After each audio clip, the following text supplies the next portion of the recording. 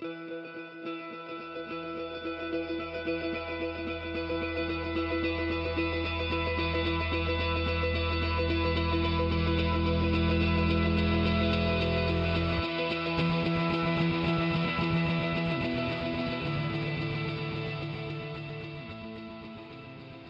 guys, welcome back to our another episode of this podcast. Let's pee together again. Yes, pee together again. So for those of you out there, welcome to our podcast. This is episode 3. What can you say our podcast name again for our audience that don't know? Yes, our podcast name is Oshare ShoX. Thank you very much, Aaron. So that is our podcast name. So for those of you out there that's listened to this for the third time, actually this will be the third time, right? Because this is technically episode 3. Oh yeah. So I guess this is kind of more like welcome for those of you that have listened to the first 2 episodes. Welcome back. For those new listeners, just queuing in, this is our 3rd episode. And again, we want to, like Aaron said, we want to pee together. So what we mean by that is promote, experience, and excitement. Is pretty much our 3, it's the acronyms of what that means. And that acronym just ties back to the scene that we're essentially just trying to promote and bring everyone together, and that our favorite music scene, Visual Kei. Oh yeah. So Visual Kei, a little quick rundown, is we talk about the fashion, the style that originated from Japan, and we're gonna deep dive a little bit more into kind of the next part of our journey. So for those of you that missed the Xjapan episode, which is episode 2, please go back to it, listen to that first, so you at least have some context, right? I always like giving people an idea of what we're about, and the most important part is, like, I don't want you to jump into this episode and you're probably asking yourself 50 billion questions because you haven't listened to the first episode. Yes. Honestly, do yourselves, our audience out there that's especially new, that's joining in for this 3rd episode, go back to episode 1, listen to that, listen to number 2, and catch up to 3. It's short enough, honestly, you guys. Most podcast episodes are already like an hour. You can do it under an hour, essentially, to get an idea of what we're talking about. Yeah. So do. today we're gonna continue down the rabbit hole of Visual Kei as a music scene. We discussed the most important band that started all this, Xjapan, but we actually kind of left off with kind of what they established later on, and we want to talk about some other founding pioneer members, or actually bands that weren't, I'm gonna say this and be very honest, that were kind of overshadowed by Xjapan. Yeah. Meaning like they kind of helped pave way for what we know as Visual Kei as a music scene, but they were kind of like, I'm gonna be very honest, kind of under the rug, as one will say, because it's more like, because of what Xjapan's able to do, everyone's eyes were on Xjapan. But at the same time, around the same time, we're getting some very important musical acts or even bands that were very important to develop the scene alongside Xjapan, but they weren't really recognized, right? And definitely one of them is Dead End. Right, Aaron? Yeah, I didn't expect, like, this is the band, right after Xjapan. Yeah. Right. I totally thought it's different band that what I have thought, but what I had in mind. Yeah. Right. I was like, wait, Dead End, really? Because to be honest, I kind of heard of this band from my friend. Okay. One of my best friends, Steven. Yeah. Right. But I didn't really pay attention to it. Right. Yeah. So until it's Dead End. Okay, let's listen to some of the song. Yeah. And turn out that right now they're still active. Oh. Right. They're still active making music. Oh yeah. I'm glad. Yeah. Right. Like this is like you gotta think about it. Thanks to this people. Yeah. Created this amazing scene. Yeah. For the generation after this generation. Yeah. Right. For people who are into it. Yeah. Who are interested in it. Mm-hmm. Right. So okay, let's check it out. Yes. Okay. So I did some research. Look at them. Well, still looking like American glam rock. Still, actually, you know what's really funny? I'm actually gonna be very honest here. Like, I did not even know what Dead End is.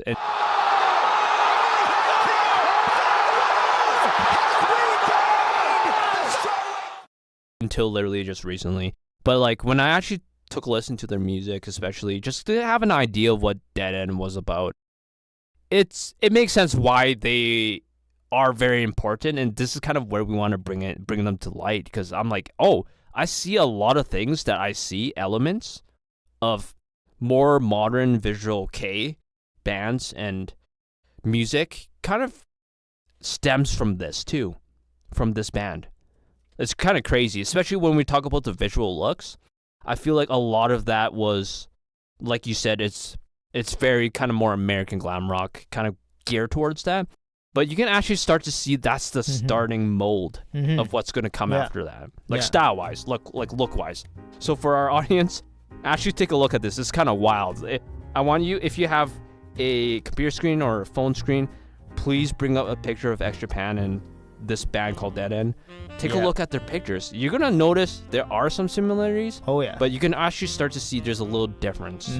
There is, I think, particularly one band member that stand out. I think you pointed it out to me, Aaron, before we recorded this episode, was like that one member that actually looked really normal. Yeah. Do you remember who that guy was? was? I wouldn't say normal. Gotta look it up again, because to be honest, like I said, I'm still quite new to this band. Yeah. Right. I only listened to a couple of their song. Yeah. Which are good song, of course. Yeah. Right. So I'm gonna say like you guys should check them out too. So one of them, like the quite old song called Seravine. Yeah. Right. And this one quite recent, which is like I would say it's 5 to 6 years ago, called Conception. Yeah. Yeah. So you can do check them out. The song like sounds totally different. Yeah. All right. So let's look like talk about this band member. I'm sorry, I didn't know his name. Yeah. I'm gonna have to look it up again. Sorry, guys. No worries. So while Aaron's looking for the band member, I actually want to talk a little bit about the music, because I'm the musical nerd here. But I want to talk about kind of like what this band is a little bit different from Xjapan. I want to describe to you kind of how I experienced it, right? So I heard their more recent music compared to their earlier music catalog, and I could tell you right away, it really reminds me of a little bit of U2 and and elements of glam rock in there. So it's kind of very interesting. It's a mixture of, like, I will say, like, light rock, even like not even heavy rock, but it's just really cool to see like they're doing something quite different from what Xjapan was doing, because Xjapan, I will say, is more geared towards classical music, harder on the speed metal, thrash metal, even around that type. So it's more like extreme. If we're to push the dial up, it's like classical meets super metal, right?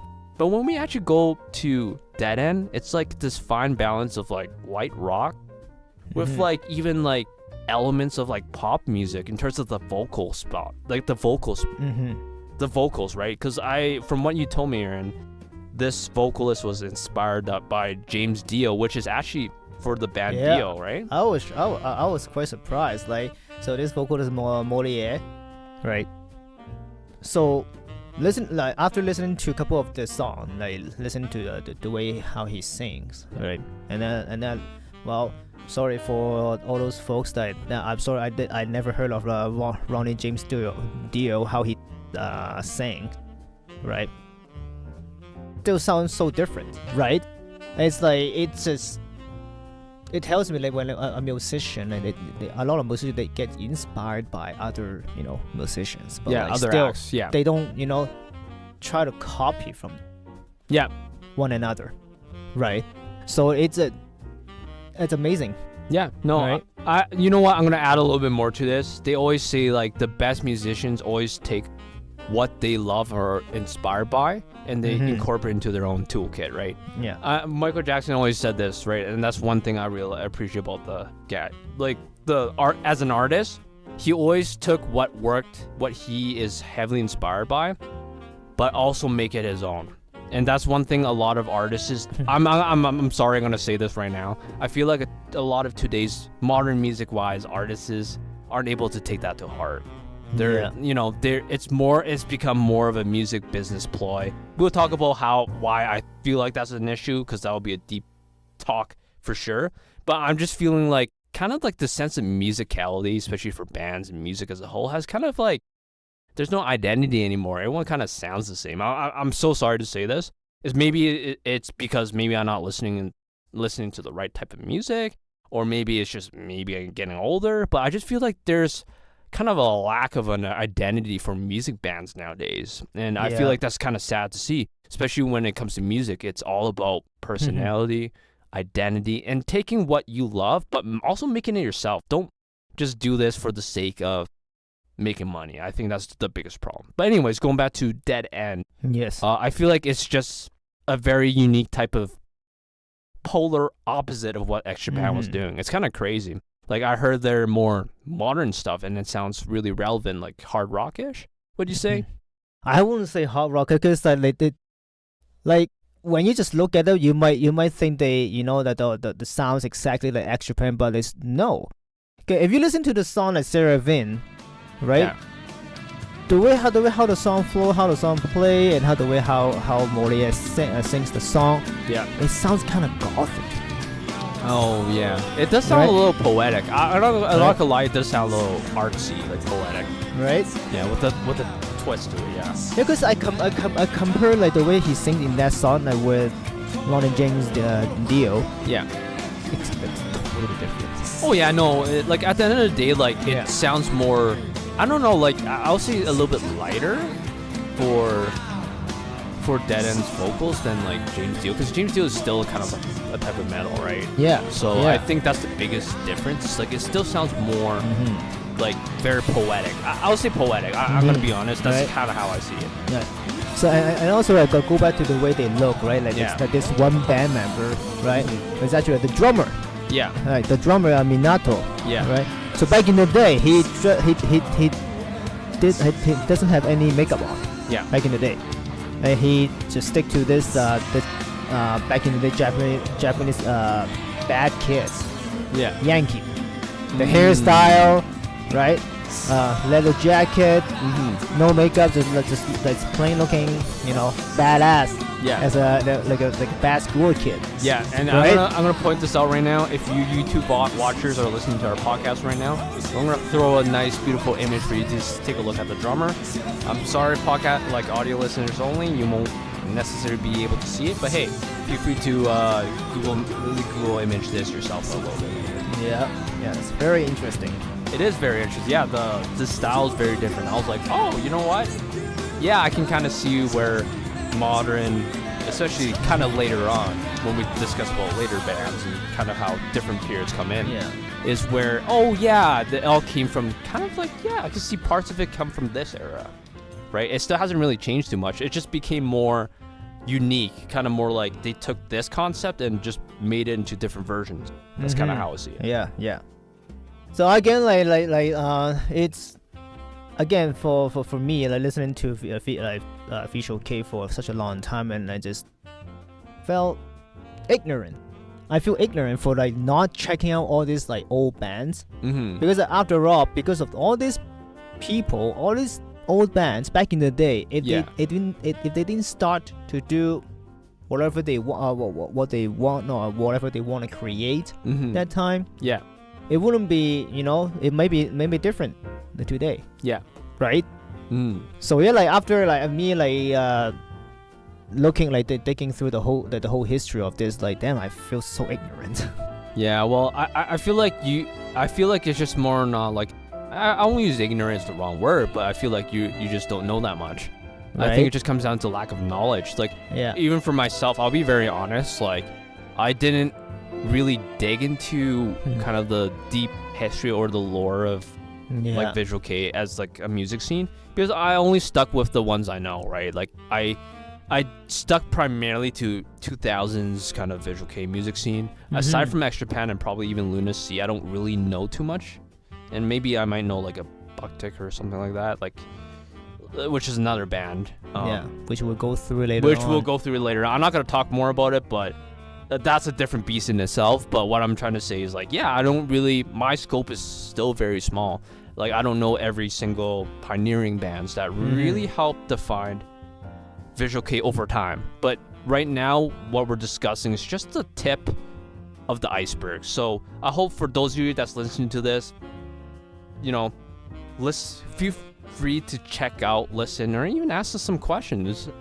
Like, share with us if you're interested in this band yourself, or if you want to know more about this band, or even if you know about this band, please actually mention a few things, because we actually don't really know completely everything about every single band we're going to discuss about. But I feel like it's just definitely our job is to highlight important elements of what defined the music scene that we loved at the very beginning, and that we still actually really care and love about still for today. So Aaron, Yeah. do you have anything else to say about Dead End as a whole? What is your final impressions on them? What do you want your audience to get out of Dead End? If you were to say anything good about Dead End. They of course they're old now. Yeah. Over 50s. Right? Yeah, they're over 50s. I mean, right? if it's like 80s, yeah, that's quite some time ago, right? man. Because like nowadays, when this society, when people hit 50s, oh come on, settle down, man. Like you got a family to take care of. Yeah, it's right? like you're done. Look after your kids, man. Yeah. Right, you got a family to look after. I'm like, I know, but like it doesn't mean that we cannot still do something fun. Yeah, pursue right? music and do Exactly. what you love. Like music doesn't die. Music means more than just song or music. Yeah, right. It's essentially life. Music, like to me, like music, it gives people motivation. Yes, it does. Right. Actually, right. if it's without right. music, a lot of right. people won't be able to make it past exactly their daily day-to-day life. Yeah. It's because all these people. Yeah. Oh, sorry to say, please no offense, senior folks. Right? Senior folks, whoopsies. Right. Right. Here we go. Well, they're level fathers now. Yeah. Right. And I'm right now I'm level uncle. Yeah. All right. Okay. But like, gotta thanks to those people for creating such great things. Like, give the younger generation more to thrive. Yes, we have right? something to look at, right? To exactly. help us grow as beings. Yes. Right. Right. To cheer up when we're down. Yeah. Or like when we're tired, that their music could I would say that to me it energize me. Yeah. It uplifts you, kind of brings up. Energize me or like your spirit, cheer me up. Mm-hmm. Is especially like on a Monday going to work. Damn, it's Monday. Yeah. But then it's like, bro, I need something hype to bring me up. Exactly. Man. Let's go. Exactly. Right.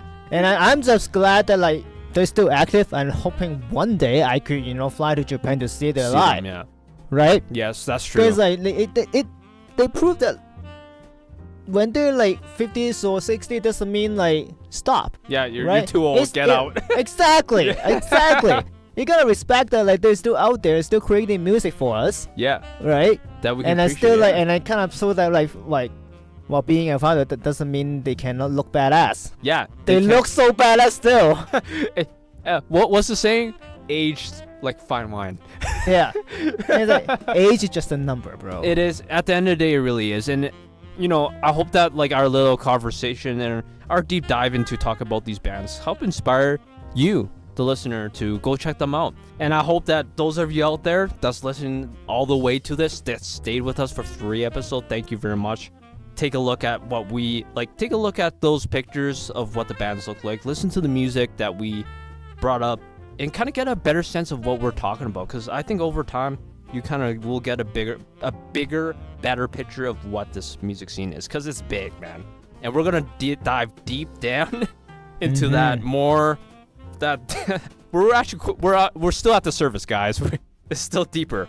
We're gonna get really more into like how other bands shaped up kind of this music scene and how important it is for fans and for people that are new like yourselves to understand how important this is, because who carries the legacy are the people in it and the community. So thank you very much for listening to this episode 3. Yeah. Let's continue strong. Let's head into episode 4. We'll continue to talk about more excellent bands along the way. Yeah. See you guys in episode 4.